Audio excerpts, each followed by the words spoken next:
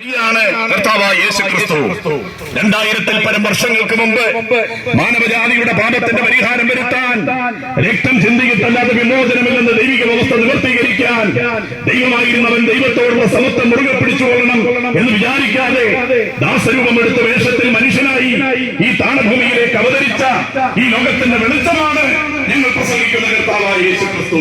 പ്രിയപ്പെട്ടവരെ, ആ യേശുവിലേക്ക് നോക്കാൻ ഈ പകൽക്കാലം ഞാൻ നിങ്ങൾ തയ്യാറായാൽ നമ്മുടെ മുഖത്തെ ശോഭയുള്ളതാക്കി തീർക്കും.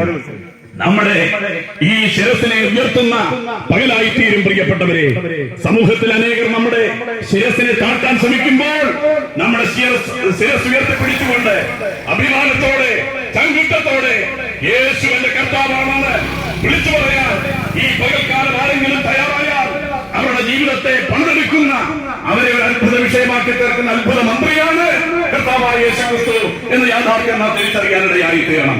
ഞങ്ങളുടെയൊക്കെ ജീവിതത്തിൽ തകർന്നുപോയ ജീവിതത്തെ പണിതെടുത്തത് കർത്താവായ യേശുവാണ്. അതുകൊണ്ടാണ് ഞങ്ങൾ യേശുവിനെ പ്രസംഗിക്കുന്നത്. ഞങ്ങളുടെ ജീവിതത്തിൽ ഒത്തിരി തകർച്ചകളുടെ അനുഭവങ്ങളിൽ ഞങ്ങൾ യാത്ര ചെയ്തവരാണ്. ദുഃഖിച്ചും ഭാരപ്പെട്ടും നിരാശപ്പെട്ടും ഞങ്ങളുടെ ജീവിതയാത്ര നയിച്ച കാലഘട്ടങ്ങളിൽ ഞങ്ങളെയൊക്കെ ഓരം ചേർത്ത് നിർത്തി മാറോട് ചേർത്ത് ഞങ്ങളെ സ്നേഹിച്ച മഹാസ്നേഹമാണ് യേശുക്രിസ്തു. അതുകൊണ്ടാണ് ഞങ്ങൾ യേശുവിനെ ഈ തെരുവുകളിലും പ്രസംഗിക്കാൻ വിമുഖത കാണിക്കാത്തത്. പ്രിയപ്പെട്ടവരെ, ഞങ്ങൾക്ക് സമാധാനമുണ്ട്, ഞങ്ങൾക്ക് സന്തോഷമുണ്ട്, ഞങ്ങൾക്ക് പ്രത്യാശയുണ്ട്.